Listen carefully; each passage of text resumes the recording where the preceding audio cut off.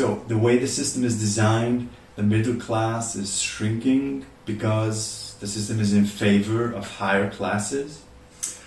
I'm not sure that the system is necessarily designed that way. I don't think that there's really a master plan at work here. I think that as a process, or as a consequence of various historical processes and also political programs enacted by our politicians in both parties, really. I mean, we can really point to the Republican Party, I think, as being the one who is most in favor of big business, of doing the biggest favors to the richest classes, but the Democratic Party does so almost at the same level.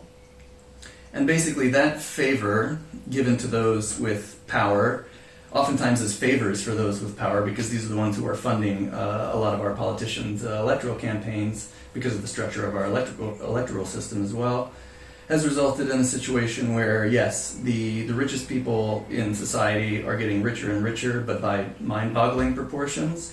The poor are remaining poor and getting poorer, and the middle class is shrinking. So I think that this layer of these reliable consumers of the American middle class are also falling into economic precarity.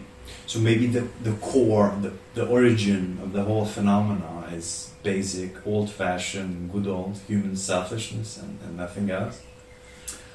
I think greed is definitely a big part of the American way. And, it reminds me of the film Wall Street, where Gordon Gekko says greed is good. This is really the logic operating here, at least among the propertied classes at the top. Yeah, but looking from Europe, it seems like that the role models in the U.S. society, besides athletes, obviously are successful entrepreneurs. Mark Zuckerberg, founders of Google, Larry Page, and so on. The list goes on and on.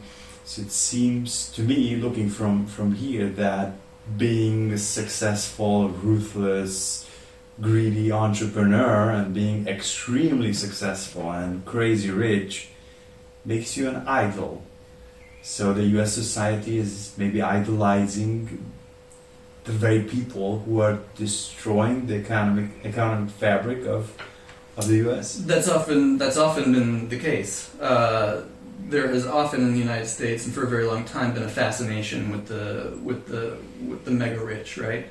There was this television show which went on for decades, Lifestyles of the Rich and Famous, where poor people could sit at their homes in front of their televisions and watch in awe the outrageous lifestyles of tremendously rich people. Or even on MTV in the 1990s and 2000s, there was the show called Cribs, where they would take camera crews into the homes of music stars and sports stars to show off their really opulent and grandiose homes and the cars which they owned.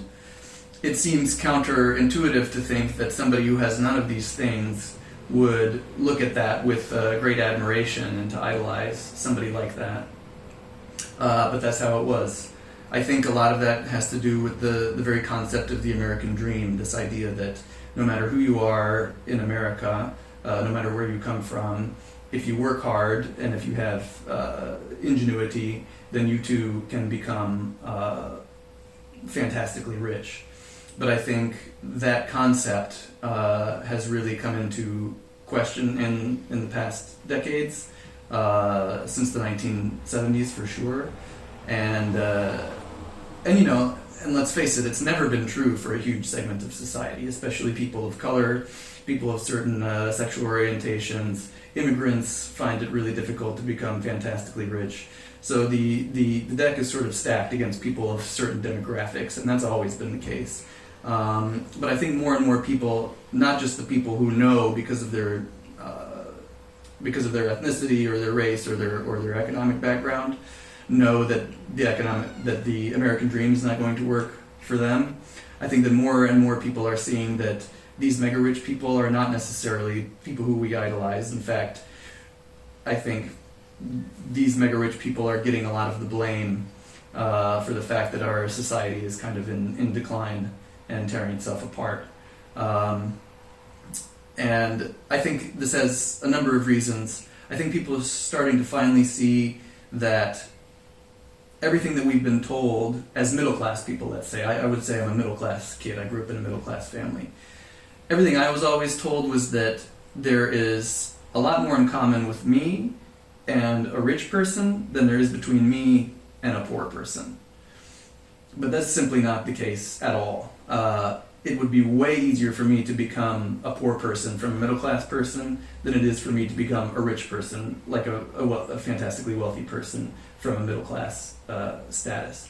And I think that this myth has been pushed upon the American middle classes, especially white American middle class, that being rich is something that we should strive for. Being a capitalist, owning a massive company or making a lot of money, being the boss, telling others what to do, is something that the middle class should be striving for, because all of us in the middle class are just temporarily inconvenienced rich people.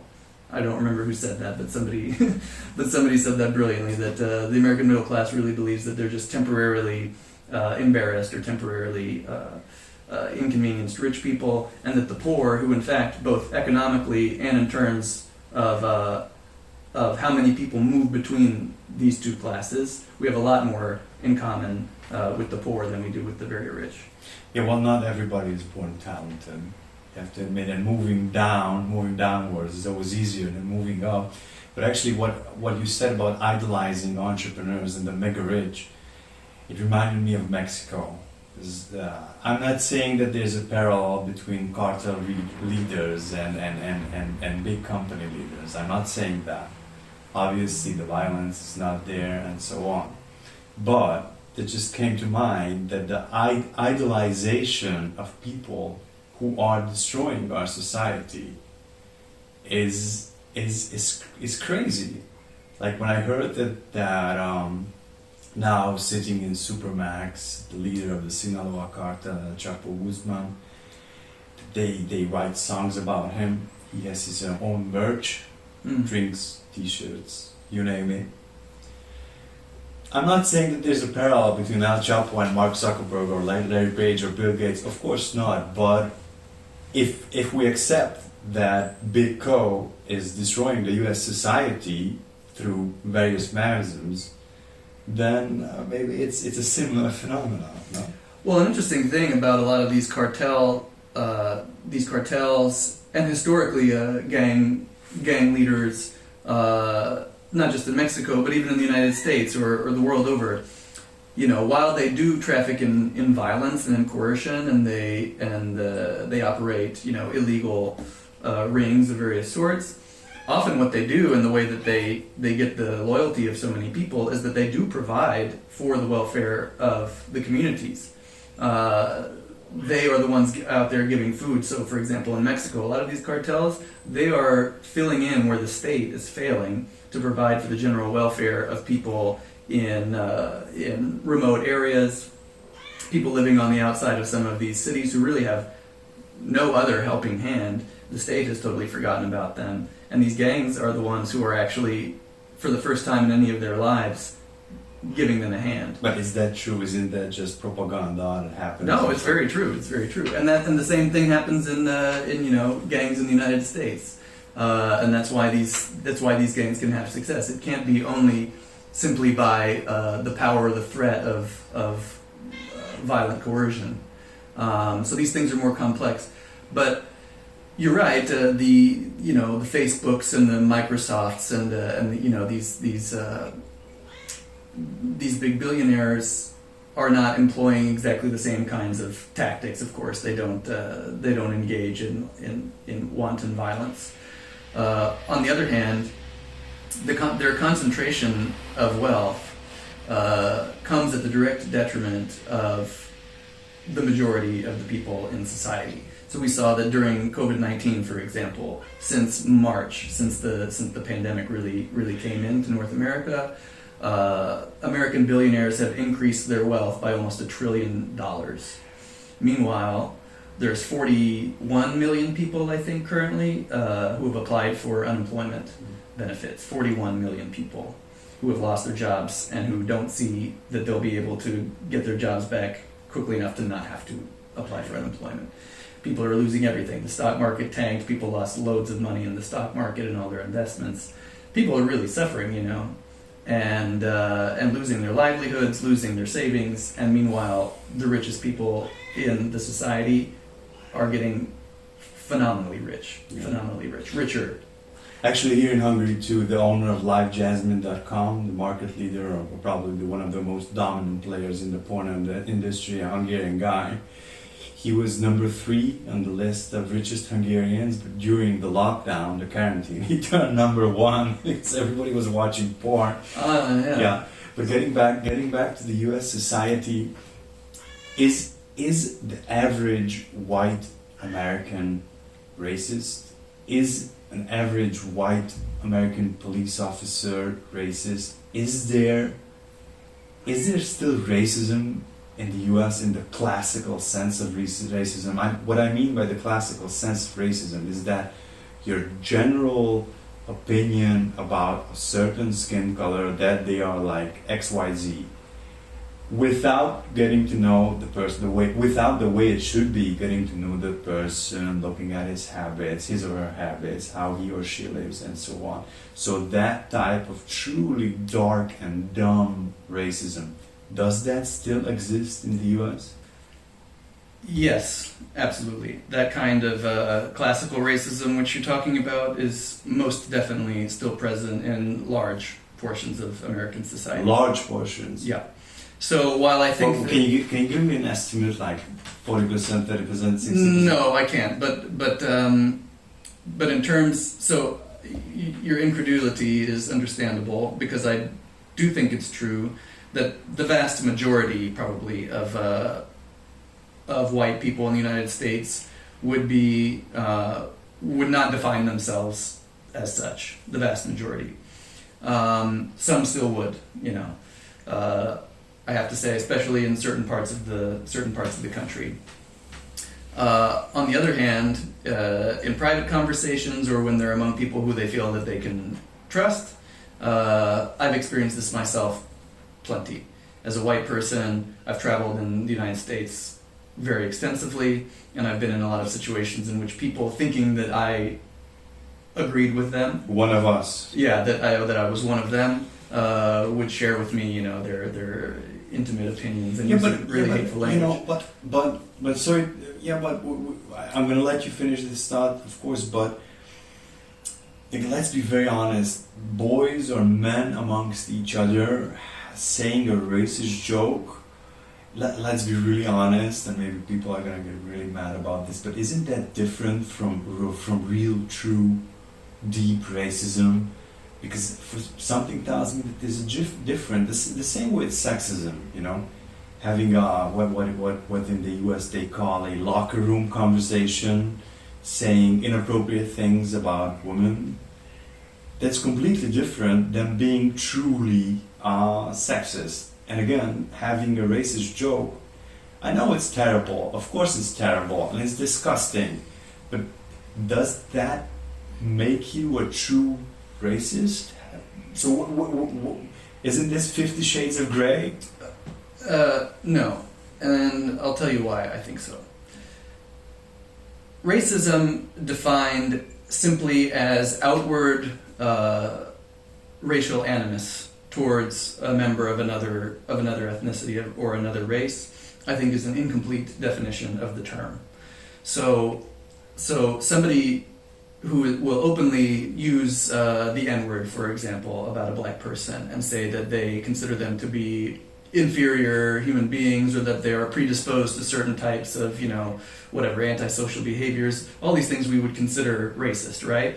But racism doesn't stop there. It doesn't stop there at all. So whether somebody really openly espouses this kind of racial animus and hatred is kind of irrelevant to the question, in my opinion. Racism is much more about power dynamics and about which people within a given society have control, and which people in a society are favored fundamentally by the structure of that society. So in the United States, racism, even if this police officer, for example, who killed George Floyd in Minneapolis, even if he had never uttered a racist joke in his life, even if he had never used ugly language against a person of color, even if he didn't even feel that in his heart he had particular resentments or animosity toward somebody of another race, doesn't mean that he was not produced in a society which fundamentally favors people who are white people and which fundamentally oppresses people of color.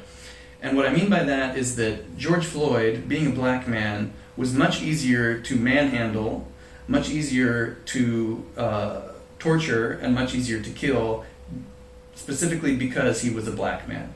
If he had been a white man, then there is a fundamental, internal, unspoken, built-in understanding that that man's life means something to somebody and deserves a certain level of respect and sanctity for life.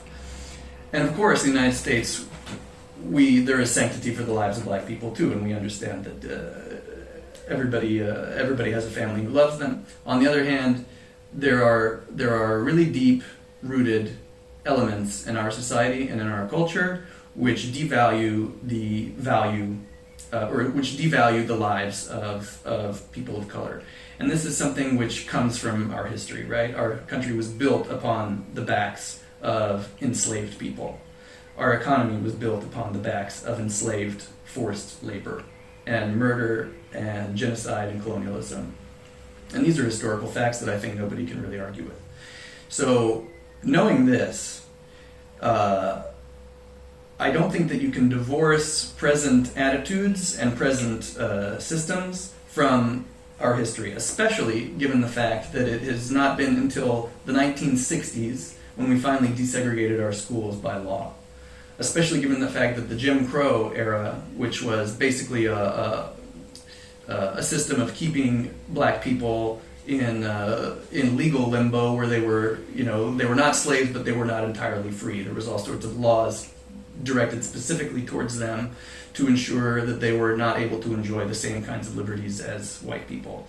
These, too, were abolished only within the last little more than half a century. That was yesterday. The first little girl to go to school in an officially desegregated school, black girl, is my mother's age. These things are not ancient history. These things are still living with us into the present in a very profound way. Much as we might like to think about ourselves that we've gotten over it, that the civil rights movement came and went, and we finally solved the problems of Jim Crow and slavery. We finally atoned for all of these crimes against humanity, which formed the fundamental basis of our society. These things don't just go away because you want them to, no matter your intentions. And I think that the current conflict taking place in the United States now aims to show that, yes, these are social problems which we are still living with. Institutional racism does still exist in the United States, and the rage which comes from that institutional racism, especially when it results so often in violence and deadly violence, is totally understandable, in my opinion, and even justifiable. What happened to George Floyd is terrible. When I saw that video, I was sickened to my stomach. Yeah. It was unbelievable, like dumb, pointless, meaningless torture and murder. There's no doubt about that. But just to be a bit provocative, there's another aspect of the whole racial dynamic in the US that I see here from Europe. A few weeks ago, I read an article about a rapper called Killer Mike, standing up against violence. And coming from a society where 95% of people are white, and working as a journalist, but also working a bit in IT, having a bit of a simple mind, a mind of very simple, basic logic. When I read this article, the title of this article in Hungarian media, that Killer Mike had a passionate statement in tears against violence. Killer Mike. I love rap music. There are a lot of classical black American rappers I love. MC Hammer, even ones today. even newer generations of rapper. I love it. I would lie if I would say I had black friends. I ever had black friends because I live in a society where no black people live. But again, Killer Mike stands up against violence, and I don't know that guy. I'm absolutely sure that he's a great guy with no bad intentions, and I'm absolutely sure that he's fighting for a just cause, of course. George Floyd, if this is true, I don't know if it's true, but according to the information I've read, George Floyd has been in prison for burglary, probably even rape, cocaine, for 4, 5, or maybe even 6 times. It's a very complicated issue, but as we say in the Hungarian culture, the dime has 2 sides. Are black people, just let me finish, I don't know if it's true, but there are a lot of statistics out there. Is it true that black people are more violent? It's obviously true that more black people are in prison, but maybe that's because the system is built up in that way, that it's against minorities, blacks, Latinos, and so on. Do black people, if we accept that black people are more violent, I don't know if it's true. I honestly don't know. But is it because of the oppression they receive, or for some other reason? And I know I'm starting to sound really racist, but I'm not. Honest to God, I'm not. Well, let's start with George Floyd and his supposed criminal past. The reason that I am really not interested when these sorts of facts come to light post facto is because it really has zero bearing on what happened to this man. Agreed. Absolutely. So if he, regardless of what he had done in his past, we live in a society where everybody is guaranteed by law the right to life, the right to a fair judicial procedure under the law, and when you have this sort of extrajudicial killing of someone, regardless of what their background is, that is murder. And any attempt to try to obscure the picture of what happened here with some of these facts from the past, I think is only part of a project to try to reduce the seriousness or diminish the seriousness of what took place here, and to try to justify it in a way. I don't really see any other way of looking at it. And that's why, if the guy burglarized someone or robbed someone or raped someone or used drugs or whatever, naturally these are all social problems that none of us are big fans of. But it really means nothing to me concerning what happened in this case. If the guy passed a fake $20 bill, that's a totally other issue. But usually what happens if you do something like that is you receive a citation, you have to pay a fine. What doesn't happen to you is that you get placed on the street and brutalized and tortured and murdered. So I'm really not interested in these kinds of arguments, because I think they're completely irrelevant to the matter at hand. And then in terms of the picture painted of racial minorities in America, whether there is more criminality or a culture of criminality, I'm also not really interested in that either, because we can't really say, like social science is unable to say it, statistics are unable to say it, and even if we were able to say it with any convincing certainty, I think we should be really careful about doing so, because when you do that, you basically suggest that there is something innate, some sort of fundamental predisposition towards criminality based on a person's race or ethnicities, and that's sort of a geneticist kind of argument. You have the same here in Hungary quite a lot with Roma people, right? People would argue that the Roma people are way more predisposed to committing crimes than the non-Roma people, and we can look into the statistics and see whether that's true or whether that's not true, but the road that we go down when we start to do that, we're working towards a project of creating genetically based classifications of people and their fundamental predispositions. and I consider that to be, I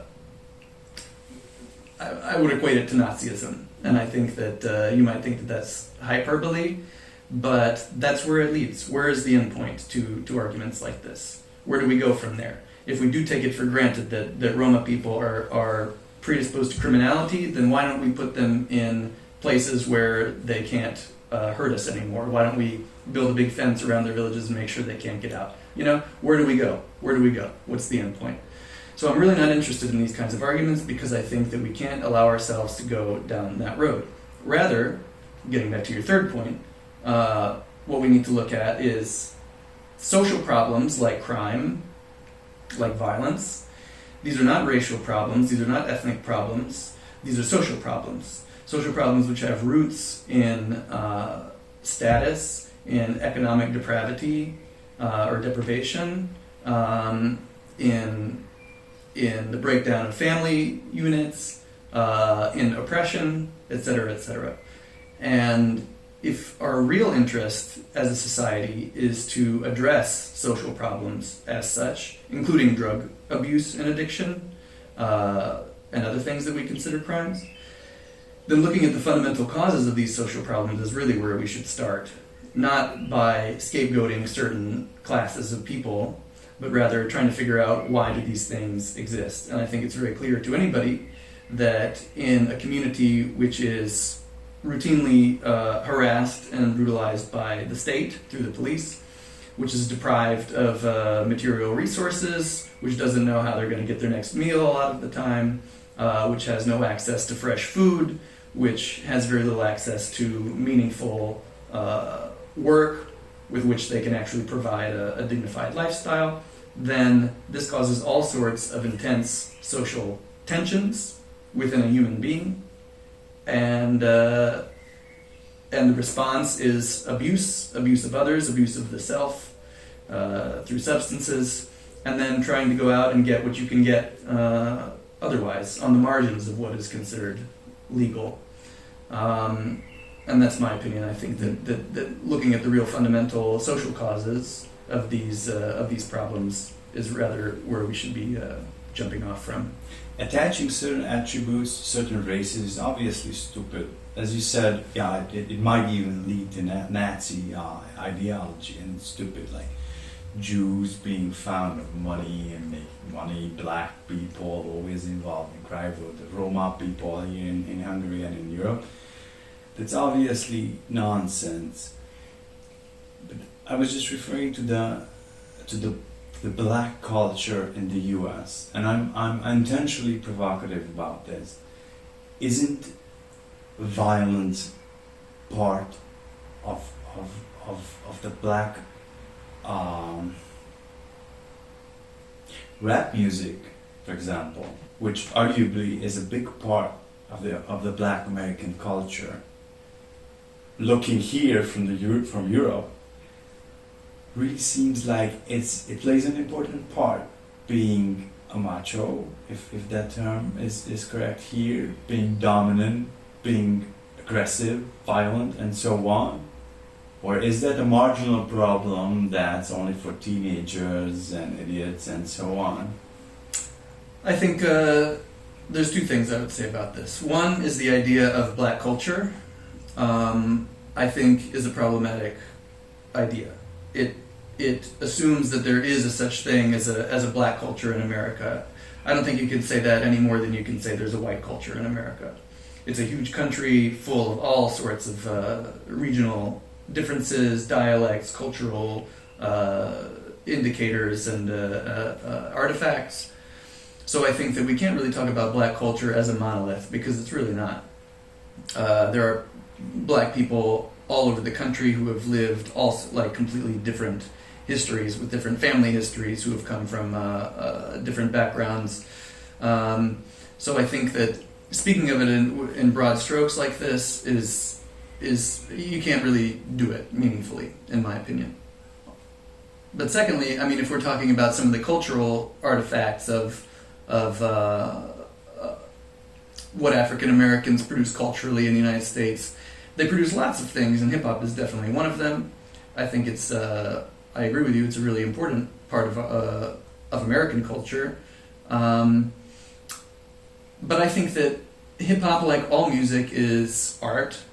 I think, like much art, it uses hyperbole.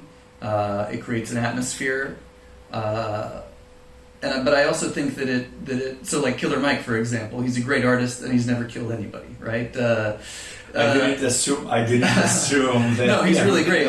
You should check out his band Run the Jewels. It's really wonderful, and he's a really cool guy and he's a great. Yeah, but sorry to interrupt again. Why that name? Why? So I mean, why Boy George or why Slash from Guns N' Roses or I mean, it's music, it's performance, it's art. But that artistic name, Killer Mike, it's so articulative. You can misunderstand, or you can view the name Slash or Boy George or Queen in many other ways based on your personality, your upbringing, and so on. But that name, Killer Mike, is nothing but obvious. It's so obvious what it refers to. And again, I don't assume that person has ever killed anybody. And I'm absolutely convinced that he is fighting for a good cause, and I'm even gonna give him the credit that he's a great person. Why Killer Mike? I don't know, you'd have to ask him. But I mean, my broader point is that we're talking about culture here. We're talking about music, we're talking about artwork.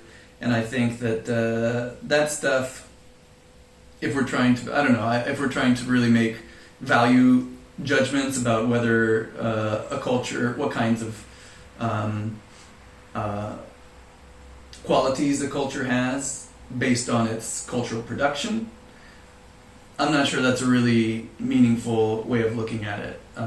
Because, as I said, performance is performance. It's meant to engage people, it's meant to excite people, it's meant to be oftentimes provocative or whatever. It's culture, and like anything goes.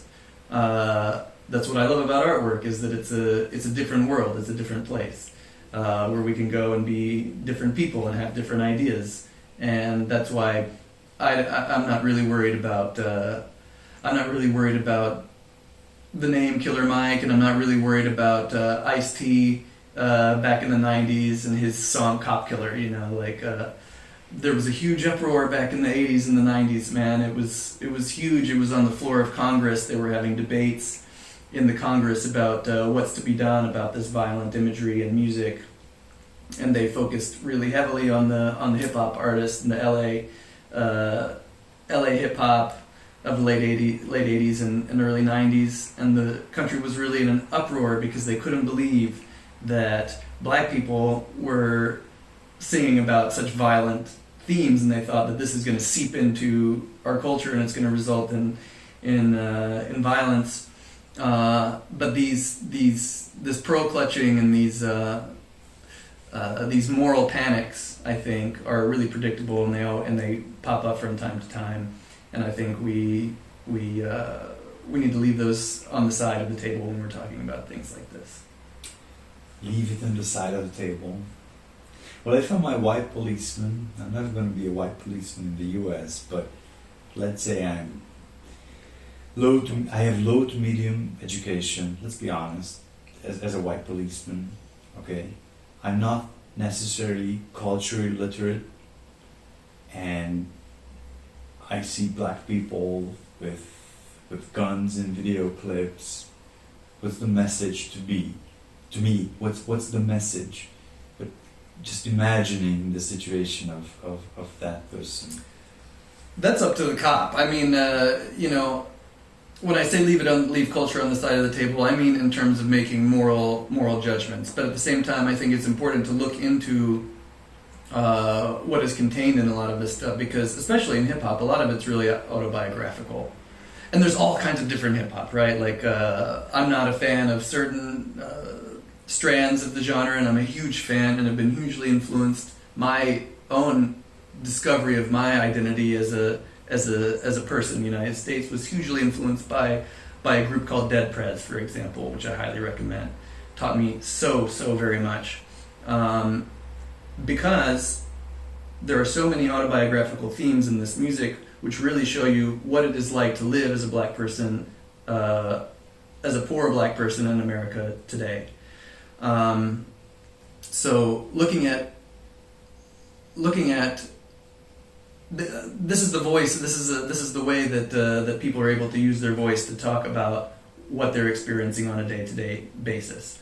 If a cop listens to that music and doesn't get it but is afraid, that's the cop's problem. And maybe, I think we could probably talk a little bit more about policing in America and why that's led to the current moment that we're at there now. Because I don't think it is the responsibility of black people to try to assure that the feelings of white cops are not hurt through their music, you know what I mean? I wouldn't call them feelings, but maybe something much deeper and much more significant than feelings. But I agree. Let's put it to the side of the table. Culture. Getting back to Minneapolis again. The U.S. society seems like an unsolvable puzzle from here. When I started looking into what happened with George Floyd, a white policeman brutally murdered a black person with X history in his past. And I absolutely agree with you. Even if George Floyd was a serial rapist or a child molester, he did not deserve that type of death, because that type of death is simply uncivilized and terrible.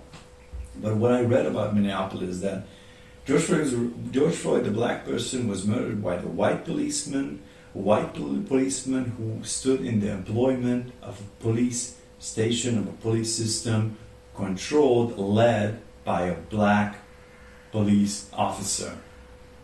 I don't know what the race of the mayor of Minneapolis is. He's a white guy. He's a white guy, okay. But my point is that the U.S. is sometimes it seems uncomprehendable, the racial issues, having a Latino mayor, a black policeman, and white plus black police officers on the streets in a violent situation, white and black police officers together committing police brutality against people of color, sometimes Latinos, sometimes black people, sometimes even white people, and so on. I've also read and heard in podcasts that in reality, police brutality, according to certain statistics, is not against black people, it's against poor people in general, and so on. So this puzzle it's not even a Rubik's Cube, it's a Rubik's Cube on the third.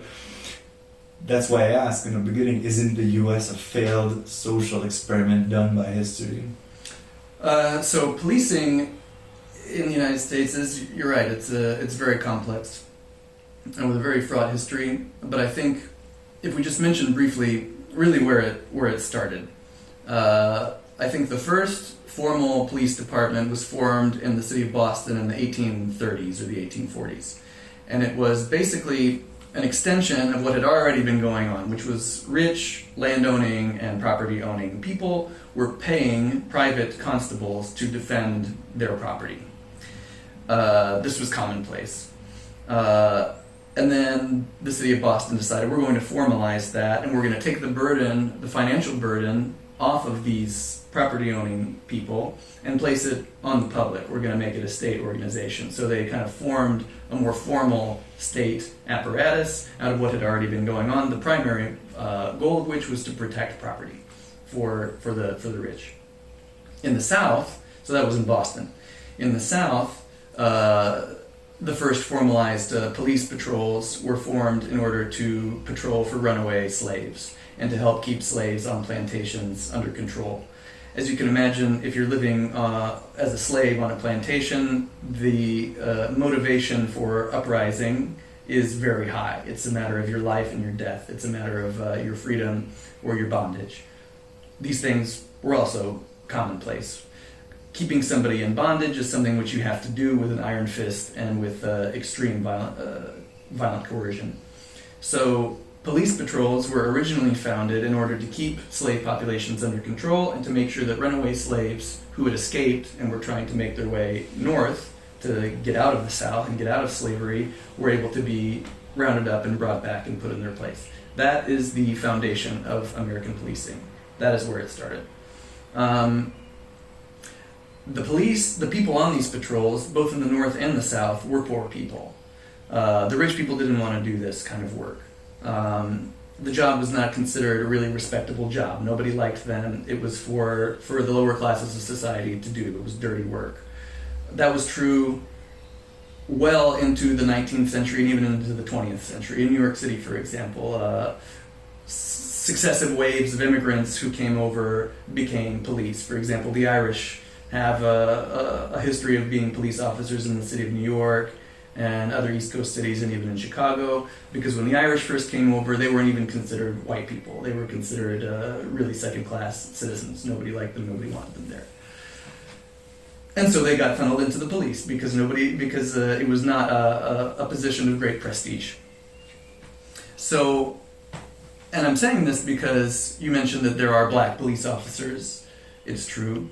The role of the police officers has really always been the same. It's social control. I don't believe the primary role of the police to be protecting and serving the public. I believe the primary purpose of the police to protect property and to institute social control over what is otherwise a pretty volatile system, precisely because of these economic inequities and disparities that I was talking about.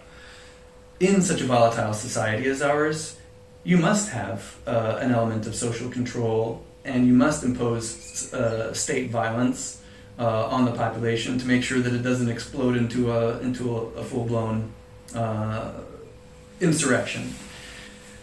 And the police have always known this, and the FBI has always known this, and the highest levels of American government have always known this.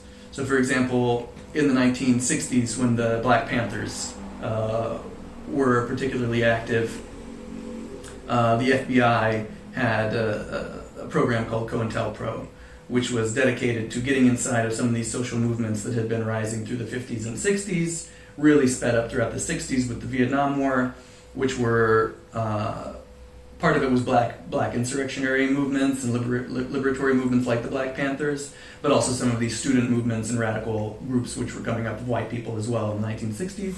And the FBI infiltrated these groups, sent in agents provocateurs to break up their movements, and this is all very well documented. So this is from the highest levels of the state, knowing that the legitimacy and the power of the U.S. government was under threat only then when the lower classes of people were able to gather together for a common cause and to call for equality, just simple equality and justice under the law. That was really unacceptable to the state apparatus, and they sent in the top cops, the FBI, to make sure that that was broken apart. It included a lot of murder. Fred Hampton, for example, was a great, promising Black Panther chapter head in Chicago, and in December of 1969 he was shot in his bed by the police for no reason. So there's a long history of the mechanism of social control being undertaken by the police. The police as the armed force of state power. And I think that same thing is true today. And that's why the states have stepped so aggressively towards these protest movements, these Black Lives Matter movements, associated anti-fascist movements, calling for an end to police brutality, calling for the defunding of the police, for example, or even the abolition of the police. When you see that there are hundreds of thousands of people, not just black people like in the 1992 Rodney King riots in Los Angeles and around the country, but white people as well, people of all races, people of all age groups, and across the political spectrum are seeing that this is a seriously fundamental problem in our society, and are gathering together to oppose it. So you really can't expect anything else than what has happened, the incredibly heavy-handed suppression of these demonstrations by the police and even by the military. I don't know if you read this controversy. Senator Tom Cotton from Arkansas wrote an op-ed in the New York Times which called for President Trump to send U.S. military into American streets to put down these protests. The New York Times got in a lot of trouble for it because people wondered, why the hell would you print something like this? This is madness. This is just pure fascist martial law kind of rhetoric. But it really speaks to how far the U.S. is and has been willing to go to suppress oppositional movements. And I'd also like to talk a little bit about the militarization of the police. So I'm not sure if you're aware of this, but the Pentagon, or the central organizational body of our military, spends more on defense than the next 10 or 11 countries in the world combined. We spend something like $850 billion a year on military equipment. It's just absolutely insane.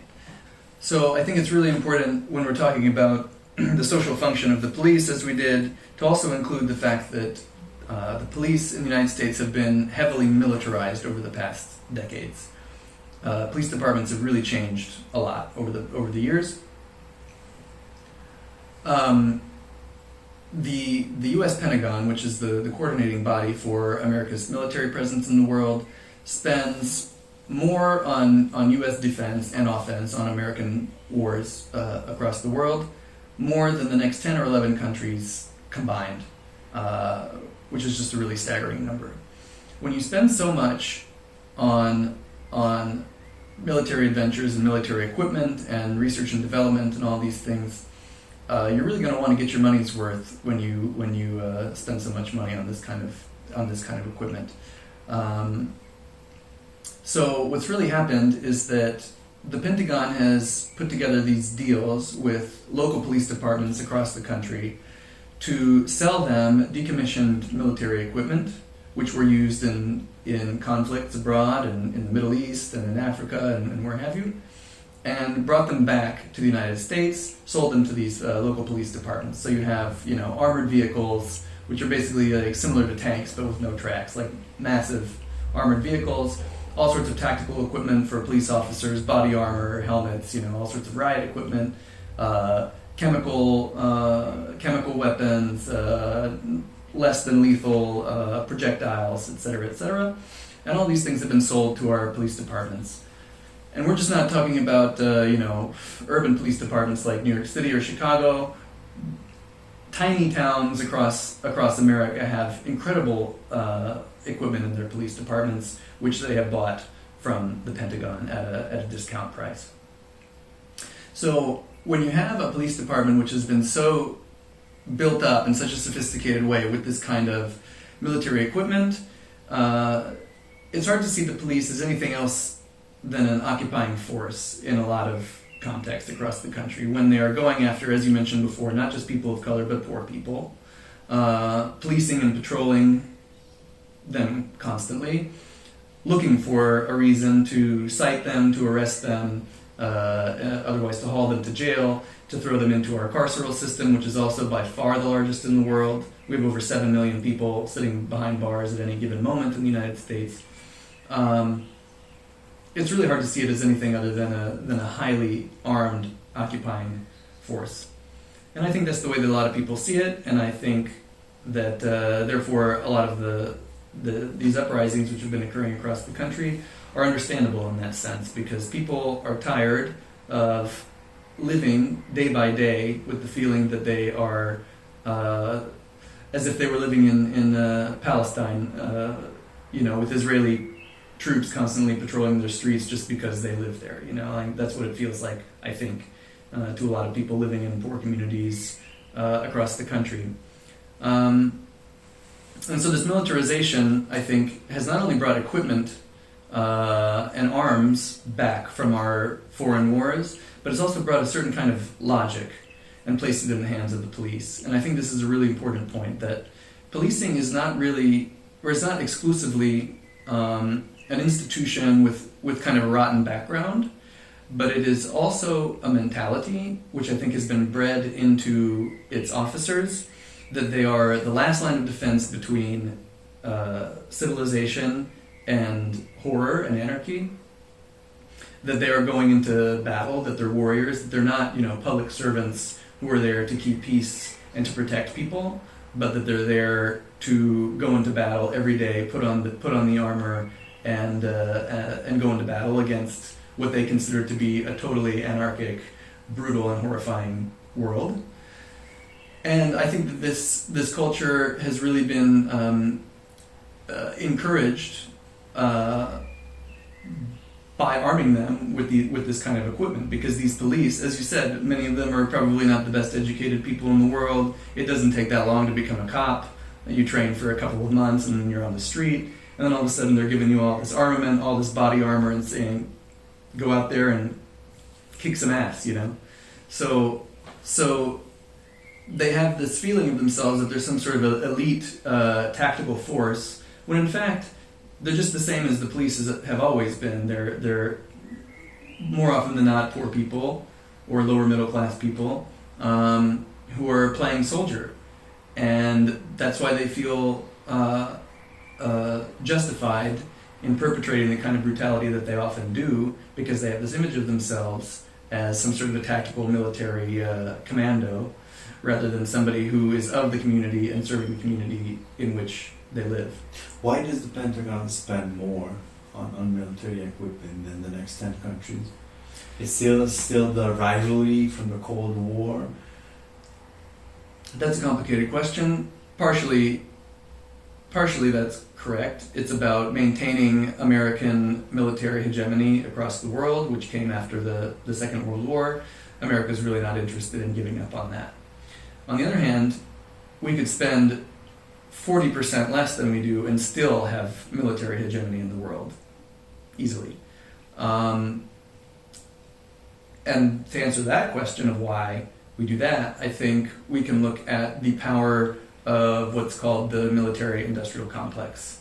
So in his farewell address, President Dwight D. Eisenhower warned the American people of the encroachment of what he called the military-industrial complex, which is military contractors who make military equipment, who have a very vested interest in ensuring that America is continually in conflict, because these are huge contracts, super lucrative.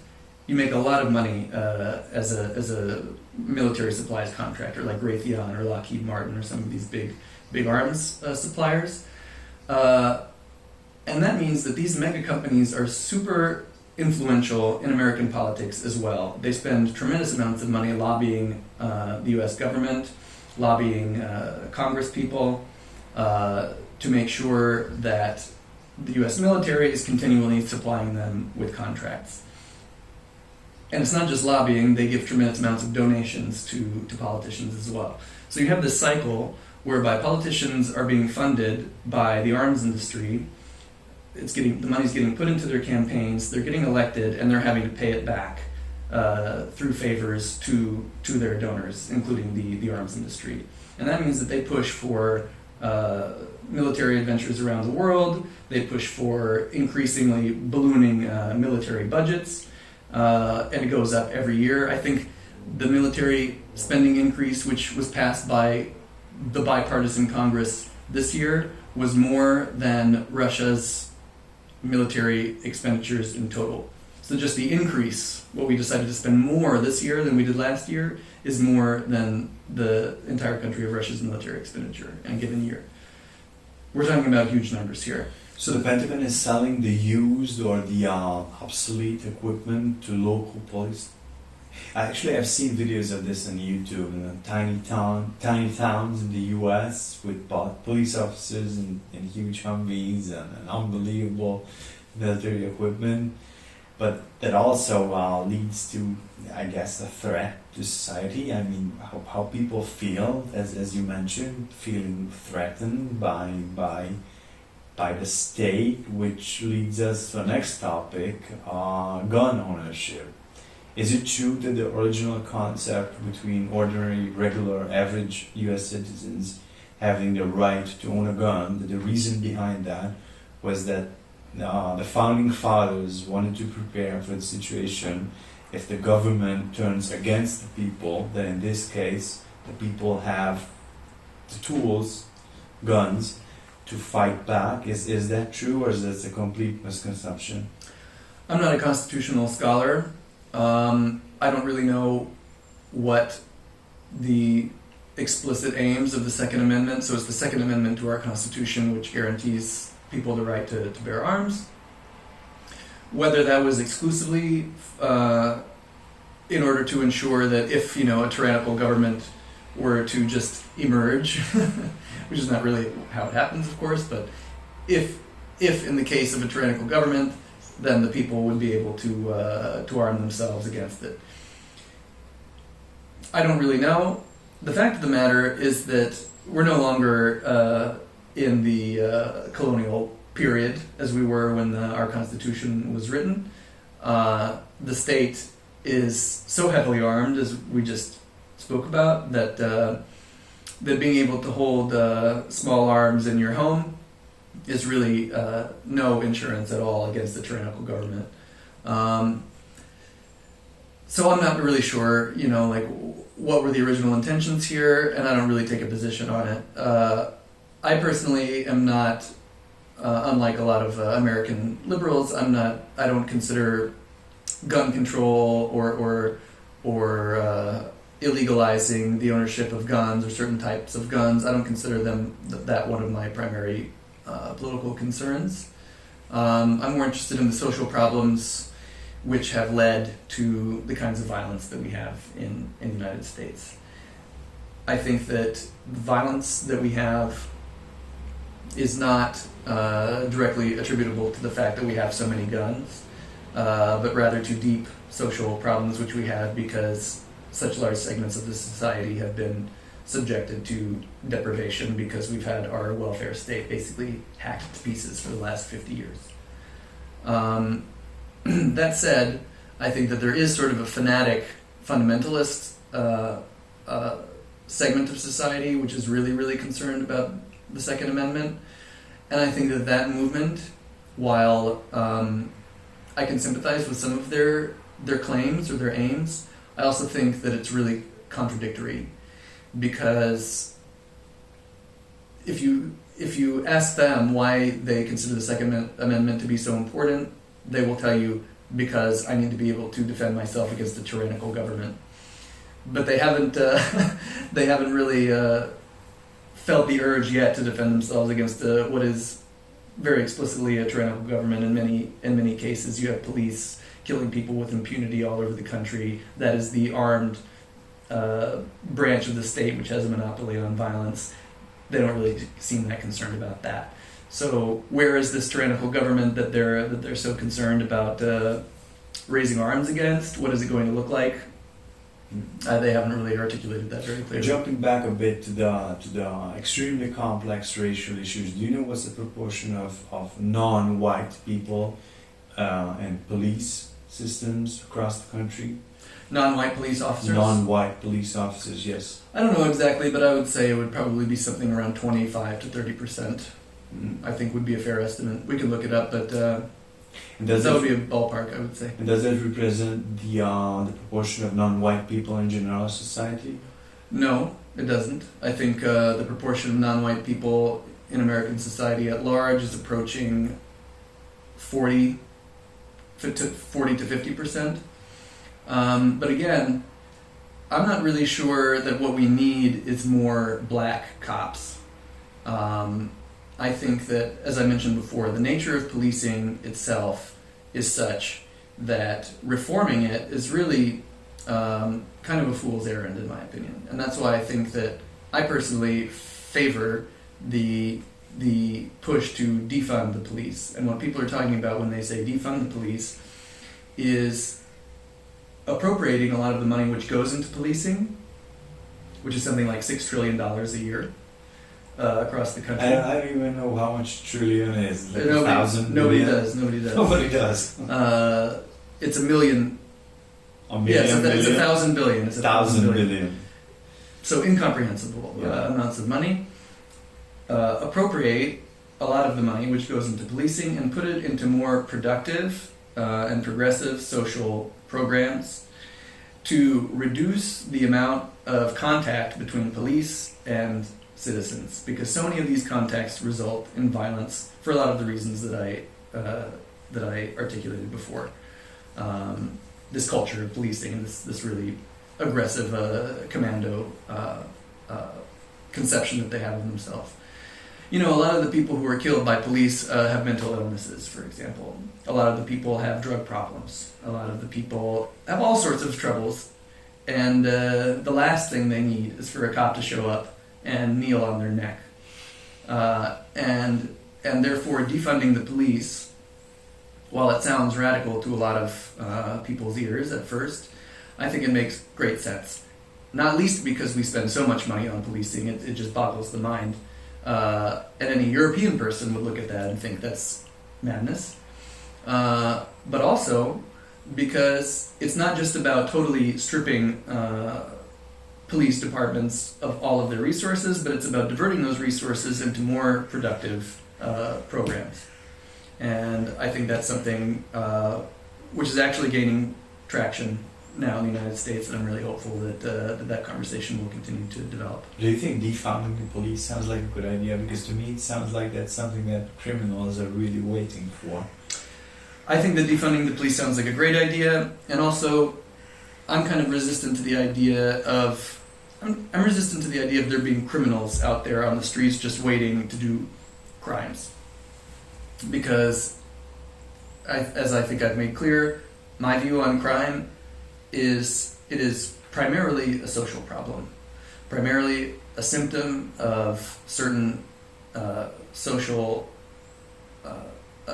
types of deprivation and of other kinds of violence, which can be addressed in all sorts of different ways.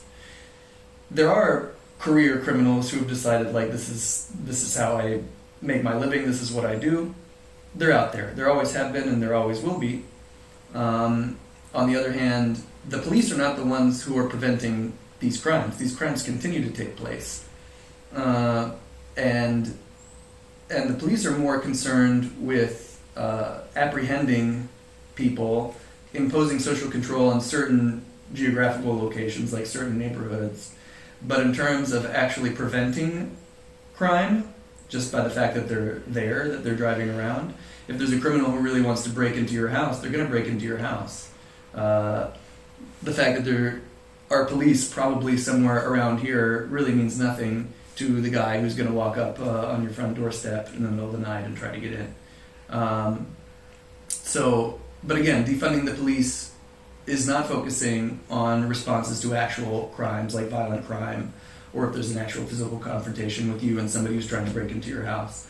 It's about bringing an end to sending the cops out if somebody, for example, passed a fake $20 bill, or somebody is selling cigarettes illegally on the street, or even in the case of some domestic dispute, or drugs, or being drunk in public, or having a mental breakdown or a psychotic episode out on the street. Why do we need police for these things? Why have we put all of these tasks on the plate of an institution which is essentially, as we mentioned before, the armed branch of the state with a monopoly on violence? Why? Doesn't it make more sense to send a social worker and a psychologist to deal with somebody who's having a psychotic episode?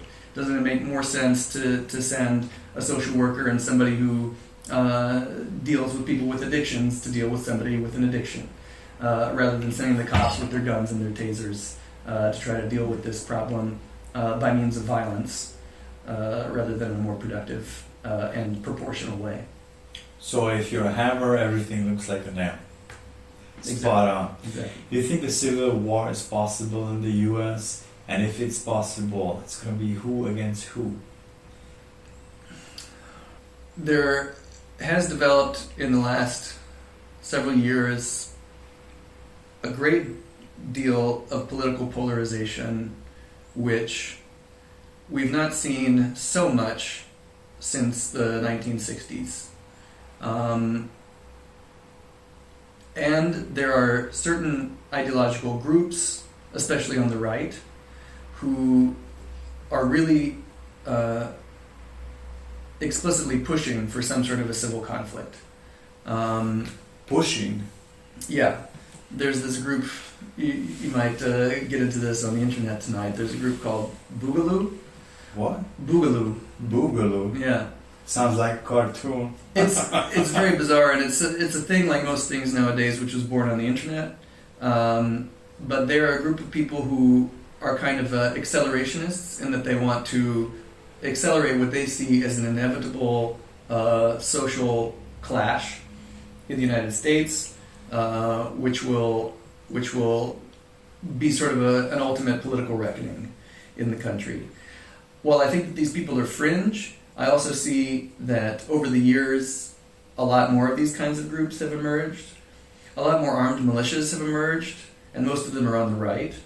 Although some people on the left have also seen that that's taking place and decided that they're going to do the same. At the same time, I think that these groups are pretty fringe groups. I don't think that they have the kind of numbers which would be sufficient in order to spur a genuine, widespread civil conflict. I also think that the power of the state is so great as to, and their willingness to engage in brutal violence and suppression is such that a major civil conflict couldn't really last long.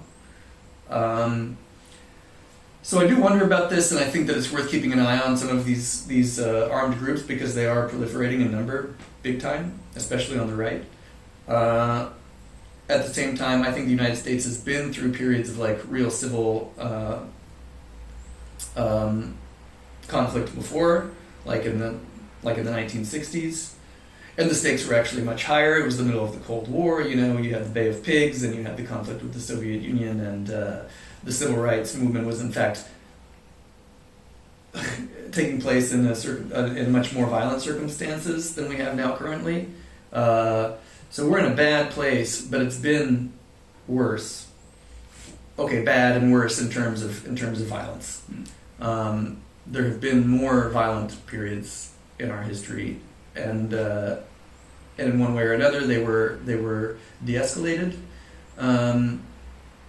And I think that the tension of this current moment may be de-escalated, but my hope is that it won't be de-escalated in the way that it was in the 60s, which was basically a putting off of this reckoning with our racist history and kind of a de facto bringing to an end of the civil rights movement when there was so much left to do. Yeah, well, again, looking here from Europe, it seems like a pot, you know, when you're heating up water and you have the top on the lid on, and the steam can come out in a small pot. You can push it back on, you can try to put some duct tape on it or a rope or whatever, but sooner or later it's going to explode. And the reason I'm seeing that looking from here, the things that come to mind when Europeans think about the US, there are a lot of amazing things like beautiful and really entertaining Hollywood movies. We really admire the way the US treats science, you know, exploring of space, biology, physics, and so on. No wonder that even people from here in Hungary and many other Eastern European and European countries in general went to the US because they very well knew that science is cherished there, which is amazing, and art and so on. On the other hand, a few really dark things that come to mind when people here in Europe hear the US are mass murders, mass shootings, serial killers, unbelievable racial tension, a racial mixture that seems uncontrollable, doesn't make sense, and causes a lot of a lot of problems. Donald Trump, a TV celebrity who's capable to raising such unbelievable level of power, can become the president of the United States. And I don't want to get into his politics. I don't know enough about his politics. I'm not sure if I even care.